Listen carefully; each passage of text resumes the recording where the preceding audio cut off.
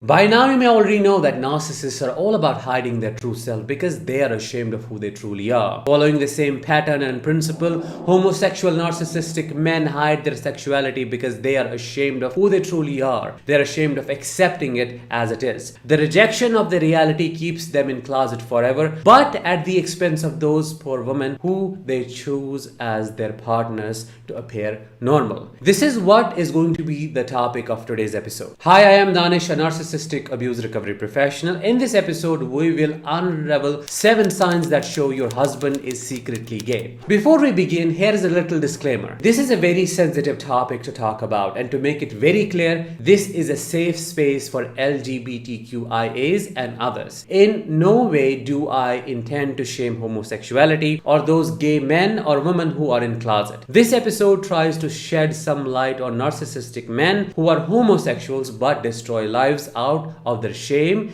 and self-rejection. Having that said, let's get started with number 1. Sex always feels artificial, forced, robotic, or inexperienced. Some heterosexual narcissists, like cerebral narcissists, withhold sex and physical intimacy because they see it as a burden and an act that is way below them. However, when it comes to a male narcissist who is secretly homosexual, he constantly avoids having sex with you or pushes you away when you try. He says things like, "Why do you always want sex? You must be a nymphomaniac," or that you have gained weight, or you aren't pretty enough. He finds one reason or the other to avoid it. The difference here, though, is that he is sexually interested in men and is involved in sexual affairs with them that you may or may not know about. He does everything to hide this information from you. On the other hand, even if he ends up having sex with you out of compulsion, it is very unsatisfactory and leaves a bitter taste in your mouth. The activities he asks you to involve in do not sit well with you. For example, he may always want to have anal sex even after knowing that you do not enjoy it as much, or he may force using things like butt plugs. Now, there is nothing wrong with these things in general because there is diversity in sexuality. However, in this context, they may feel unnatural to you. They may not make any sense to you, or they aren't sexually fulfilling. In a nutshell, they find the feminine body, its features and smells repulsive, but turn it around to make it your fault because they can't accept their reality. Before we move to point number 2, I'm curious to know, have you had any disturbing experiences with narcissistic sexuality? Have you felt there was something there but you couldn't put a finger on it? If yes, drop your experiences in the comments below and help other survivors feel validated. Number 2, they obsessively notice male bodies and have an unexplained disinterest in women. You may assume that he is loyal and become worry-free, but hardly you know that his disinterest in women in general is rooted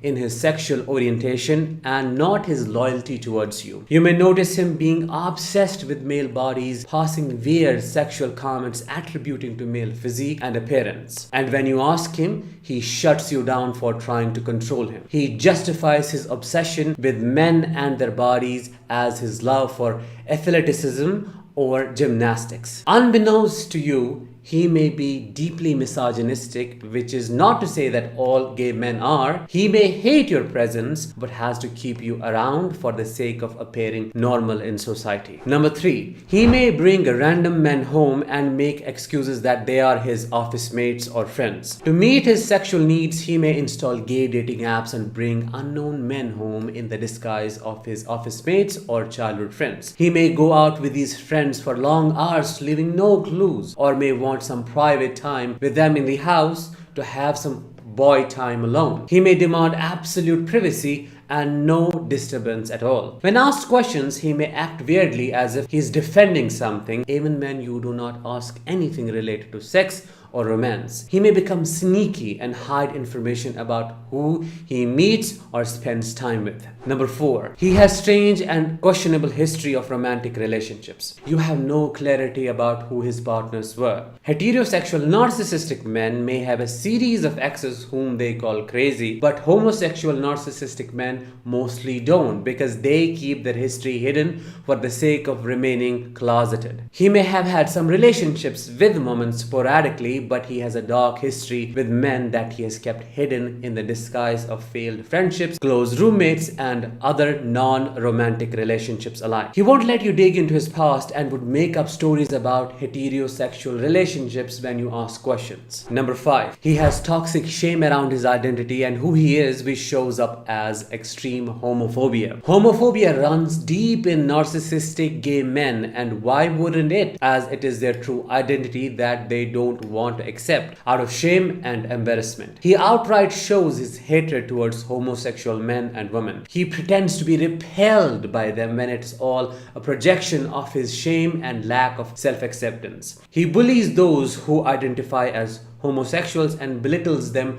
for being this way. He brags about his masculinity and red-blooded manliness even when it's not needed, just to fool himself and people around him. He uses religion to justify his homophobia and acts as God's incarnated veil to hypocritically eradicate the evil of homosexuality that lives within him. Number 6. He has weird grooming and dressing habits that do not make sense. He can be obsessed with his body, making sure that he looks perfect and admirable, ready for a random hookup. He has somewhat different grooming habits, like constantly cleaning his behind or front depending on his sexual role and preferences to be ready for a sexual encounter at any given time. He may also cross-dress, but when asked why, he may cover it up as the embrace of the feminine. He may have habits that won't make sense to you as a woman, but out of his hypocrisy, he would deny every obvious or non-obvious sign that proves that he isn't what he pretends to be. Number 7 and the last one. You always feel there is something hidden in the expression of his sexuality but cannot put your finger on it. As his partner, you know something is off because you don't feel that love, that connection and intimacy with him. You feel something is missing but he never lets you see through. Whenever you come up with a question or a doubt, he right away shuts you down and questions your love for him. For example, you may find gay porn on his computer or a gay dating app on his phone. There is a virus in my device and